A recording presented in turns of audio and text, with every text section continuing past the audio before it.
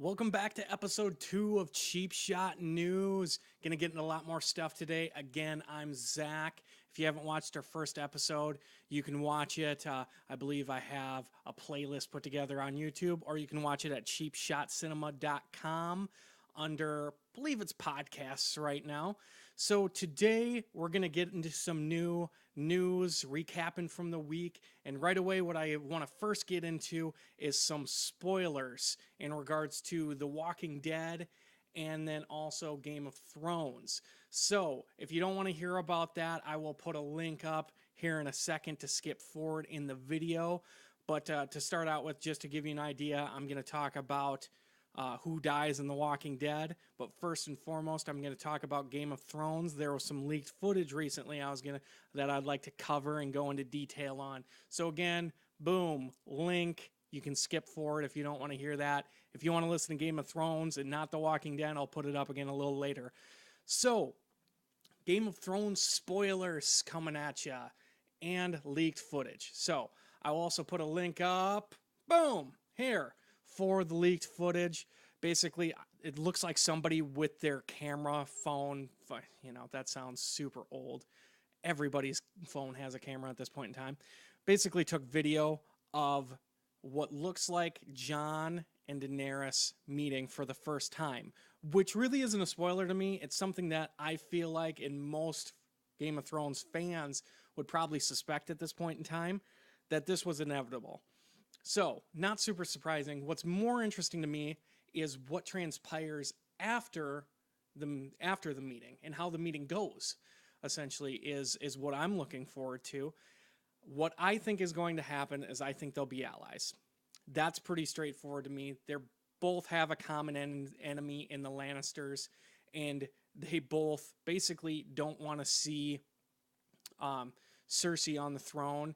And primarily, they're both in need of additional bodies for battles that they're both prepping for. Jon is not as concerned at this point in time about King's Landing and whoever sits on the Iron Throne. He's not. He's more concerned about the White Walkers in the north. Daenerys, on the other hand, she is more concerned about taking her throne back.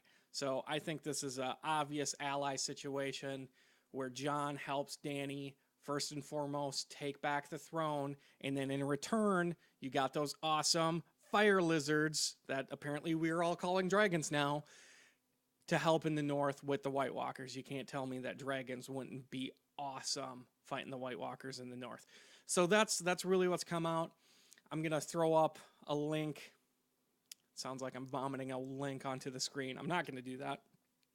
I'm going to put one up here somewhere if I didn't already say that for the video if you want to check that out. It's about a minute long. There's also some pictures, but it's basically just pictures from the video. So video kind of gets it. And then, boom, getting into The Walking Dead. Walking Dead Season 7 premiered Sunday night, so a few nights ago, and it did awesome. I am poor and don't have cable, so I unfortunately am not able to watch things live, but I had just binged through Season 6, and I wrapped up Season 6 about 2 hours before Season 7 aired. I tried to get some friends to basically get together and watch it, but I couldn't find anybody on short notice. So I pretty much was on Twitter just trying to figure it out. I know some of you were like, dude, you can't spoil it for yourself. I'm not waiting a year. It's not happened. So I had to find out who died. I had a lot of speculation. I had talked to friends about it, about who they suspected.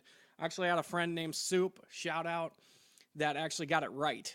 He actually predicted spot on, and here's the major spoilers, that Abraham and then Glenn would die.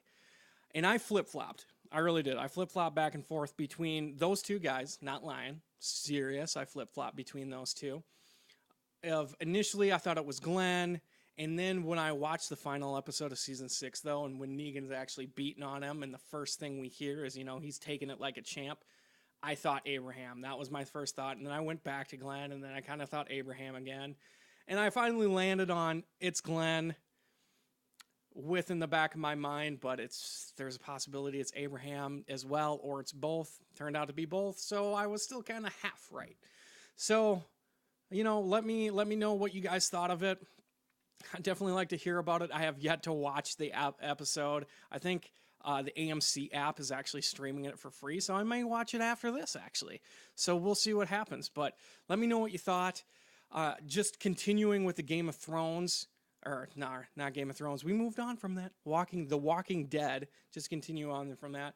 Another news story that popped up this week was they've already renewed for season 8, which in my mind is not surprising at all, but apparently it was surprising for a lot of people because that doesn't happen a lot.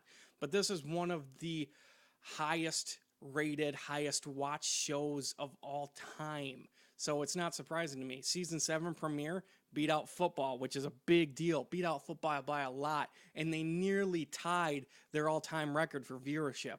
So, I think their all-time record is 17.3, and they had like 17 million viewers the other night. And that's big, because you're going up against football, and I was watching Westworld. So that's what was happening. For you, those of you that are wondering, how do you have HBO and not AMC? Well, I have HBO Go, so don't worry about it. But anyways, I was watching Westworld, which the entire time I was slightly distracted because I'm looking at Twitter the entire time, just scrolling down, refreshing and everything. But, I found out I'm perfectly happy with just knowing, but it's about, how that transpired as well that I'm interested in, because I know they didn't do it right away, which doesn't surprise me. I'm actually kind of surprised that they didn't wait until the end of the episode to actually show the death, their time of the characters and their development and how their relationships work together. But we found out not right away. I think it was after the first commercial break. So moving on. So the other big news, we're going to transition to some other nerdy areas of Star Wars. And I'm sure that you guys know Lando has been cast for the Han Solo movie, and it is Donald Glover. Super excited about this. Literally sent out a Facebook message to a couple of my friends that day of, this is the best thing I've heard today. And it was. It really was. He is a phenomenally talented human individual, and that includes acting. If you guys don't know, he's also a hip-hop artist, a comedian. He's done stand-up. It's pretty solid. Not my favorite, but it's pretty solid. And then he's done some serious roles. I thought he was great in The Martian for the bits that he was in that movie. But a lot of you probably know him, and this is where I knew him from, is Community. Troy and Abed in the morning. Troy and Abed in the morning. You know what I'm talking about. So Community, great show on NBC, ran for 6 or 7 seasons, can't remember. Anyways, it was about community college and a group of misfits, and it was an awesome show, and he was a great part of it, and he was a great comedic presence in that show. Overall, really fun, really well-written show. Definitely check it out. But the more important is, he is now Lando, and I think he's developed to this point in his career where I think he can really maintain this role and just do a really good job in it. Specifically because of his development, but also I just find it interesting because he developed as a comedian. This isn't really a comedic role. It's not the most dramatic role ever either. So it's definitely not a super serious, like indie flick type of role, but I think it's a big deal. It's a really big deal. This movie is going to make lots and lots of money. And I think there's two kinds of situations for actors. You want to make a lot of money, but you also want to do what you're passionate about. And I know that he is a Star Wars fan. And so get a little bit of both. Why not? So anyways, that's super interesting, mostly because of him acting in it, but also because from what I've read and what I've heard and what I've done research on is we have very little information on Lando earlier than Cloud City. Like, we know that he was a gambler and that he was a smuggler as well as with Han, and then after he lost the Millennium Falcon to Han, he kind of got out of that, became an entrepreneur, and then eventually became the leader, or whatever the title is, of Cloud City. But we don't know a lot of backstory beyond that, specifically canon backstory. We have some information from Star Wars Rebels, and then we have, the expanded universe information, but the expanded universe information doesn't necessarily fit anymore. They could go a completely different way. So other than some of the information that we've gotten out of Rebels, we don't have much. So it's interesting that they're going to develop that. Same thing with Han, that they're going to develop that. We have more information on him from that point in time. I believe, maybe I'm wrong. I believe, though, I would think so. You know, if you have information different than me, go down, make a comment, tell me why I suck. Anyways, but I'm just excited to get both the backgrounds of Han and Lando, how they came together. A lot of speculation is around that. You know, we're gonna see Han get the Millennium Falcon for the first time, win it from Lando. So that's really cool because that's a story that we all know, and then we can actually visualize it then. So continuing on with Star Wars news, Rogue One recently announced that they're going to release one day early in the UK, which initially got me kind of upset because I'm like, I'm going to have to stay off the internet that day and to not get spoilers. So I'm going to have to be really clean about what I'm doing on Facebook and everything else. And I work on a computer for a living, so that's kind of difficult. Then I found out that last year, this movie back here, The Force Awakens, was actually released a day early as well. And I don't really remember having any issues, but I think as long as you're not deliberately searching for stuff, you probably won't have too many problems. But it's still interesting to me. I'm not really sure why they're doing that. If you know, comment, please do. Apparently, the UK is better than us, I guess. I don't know. Maybe it's because a lot of the actors in the movies are English and from that area. Don't know why. So, whatever, live and let live. We'll see it eventually, right? So, moving on to Deadpool 2. A lot of people probably heard about this as well. It wasn't as big of a news topic, but it did come up. It did show up on a few of my sources of Tim Miller, the guy who directed the first Deadpool. Him and Ryan Reynolds pretty much had the creative control over the movie. He's actually dropped out of the second movie because of creative differences with Ryan Reynolds. So that's a mixed bag for me. I'm not happy about it, but it's not like heartbreaking. The reason is because I love the Deadpool movie. I think it's near perfect. Near perfect. The only issues I had with it is because of the reduced budget, the FX was not as great. You can tell the opening shot, which is hard to get away from because you're basically panning through complete CGI, but there were times that it was blatantly obvious that it wasn't real.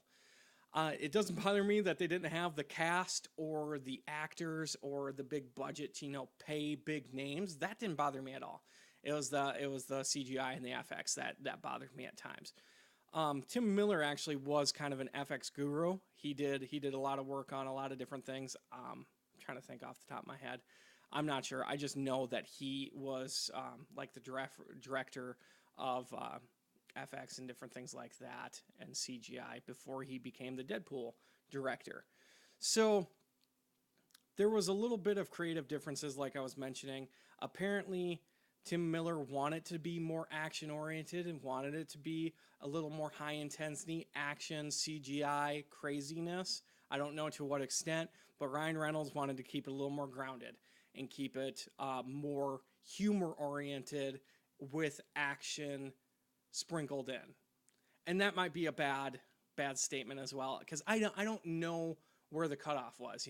If Tim Miller wanted to do something along the lines of The Hobbit, no, definitely not. So I don't know where that spectrum landed. All I know is Ryan Reynolds is the epitome to me of who Deadpool and Wade Wilson is. There's a lot of great actors that have really developed their superheroes, such as Robert Downey Jr.'s Tony Stark. Very well done. Chris Evans' Captain America. Very well done. Hugh Jackman is Wolverine. That's going to be hard to recast. But in my opinion, in one movie, Ryan Reynolds so much epitomizes of what Deadpool is and his character that I just trust him. I really do. I trust him at this point in time. I think he's going to do well with it. I know there was some issues over who they should cast as Cable. I wasn't a big fan of the guy that they had. Sorry with names here. But I'm going to continue while I look it up. So I really trust him in this situation, and I think that he's going to do good things with it, and I'm really happy about it. So continuing to move on with that topic, though, there's actually been a basically, what's it called? Where you sign things. Sorry. Completely losing my mind here. Petition, that's the word. That's the one. I'm not going to edit this. We're just going to deal with my awkwardness right off the bat. So there's been a petition going around for people, and the last time I saw it, and I'll put a link to it somewhere here, about a petition going around for Quentin Tarantino to direct the second Deadpool movie. And I'll put a link to it, and you can sign it if you want. It was around 10,000 votes the last time I saw it. I am not at all for that. Specifically because Tarantino has a very, very specific style. By the way, the guy I was trying to think of for Cable, Kyle Chandler. That's the dude. He's from Friday Night Lights and more recently Bloodline on Netflix. Anyways, Tarantino, not even remotely in my top, probably not in my top 5, top 10 guys I would pick. He's got a very distinct style of how he does things in his filming and the people he casts and everything about it. And I don't think he's willing to give up creative control. Now, if he's willing to give up creative control and just basically direct the people and make sure it's done well, maybe. But I don't want to see Kill Bill, Pulp Fiction style of movies. That's what I want to see in a Tarantino movie. That's what I go to see. I don't go to see that in a Deadpool movie. Tarantino is overly bloody. Deadpool was not that bloody, even though a guy's heads get chopped off and literally split in half with a sword. It wasn't overly bloody. And it doesn't have that Tarantino feel. And I'm having a hard time explaining it, but I think people who watch Tarantino will understand what I'm saying. Is everything that comes together to make a Tarantino movie. That's not what Deadpool is. So I'm 100% against having Tarantino direct a Deadpool movie, just because I don't think he's willing to give up creative control, and I don't think Ryan Reynolds is either. I trust Ryan Reynolds. So continue to do your stuff, Ryan. Really happy that we're moving forward and finally getting this done after the first Deadpool. Happy that there is, continued love for it. So continuing on, Guardians of the Galaxy trailer 2. Let's put this link here. Why not? Was great. Guardians of the Galaxy was one of those movies where I didn't think I would really like it because I didn't really know much about the Guardians of the Galaxy. From what I've learned now is it started up in the 60s. It really didn't go anywhere. Yondu was in the first one, first comics one, and then they kind of started up again in the late 2000s, I want to say. And it really took off. And then they created a movie out of it. So going to see Guardians of the Galaxy, I was drawn in right away by Chris Pratt. Loved him. And then the soundtrack and the visuals and just the comedic action really drew me in. But I was definitely in the camp right away. And it's like, I'm probably not going to like this movie because I don't know the comic. I'm not going to understand it. Well, that's stupid by me because Hollywood knows better than to just market strictly to the comic book fans directly. That's why we continue to get origin stories, even though us comic book fans are starting to hate it. That's why we continue to do it, though, because people need a little bit of that background, even when they reboot movies 3 different times. So, ended up loving it. Super excited to see the new trailer come out. And the trailer is legit. It mixes together that awesome space exploration wonder with the great humor, that super dry humor of Dave Bautista's character, Drax, just because he literally doesn't get sarcasm. He's straight ahead 100% of the time. And just that cocky, self-assured, sarcastic humor of Chris Pratt. And it works so well. And I'm so excited for this new one. I think it's going to step it up a notch. I think we're just going to take a step closer to Avengers. Avengers, the third movie, Infinity War. So we're looking ahead. Really excited about it. That's going to be it for me. You know, tell me what you think down below. If there's anything that you want me to write about. If you want me to talk about on here, let me know. You know, the things that you've heard is basically what I'm going to talk about. It's going to be nerdier stuff. You know, the Game of Thrones, Lord of the Rings, Star Wars, Marvel, DC. Basically, like I said in the first episode, anything that involves space, magic, wizards, space wizards, aliens, superheroes, that kind of stuff. Or if it's just really awesome shows like Stranger Things or Game of Thrones or Westworld, that kind of thing. So yeah, let me know what you want to hear, and I'll try to mix it in. Like and subscribe below if you like what you're seeing. We also have other videos that are going to be coming out in the near future. Check out cheapshotcinema.com for more original content, more videos, and written stuff as well, written articles and content. You can follow us on Twitter as well as Facebook. Twitter at Cheap Shot Cinema, and Facebook, just search for Cheap Shot Cinema. It'll come up. I'll put the links below either way. And yeah, hopefully I see you guys next week. Again, let me know what you think. Let me know if there's anything you want to talk about. You guys have a great day.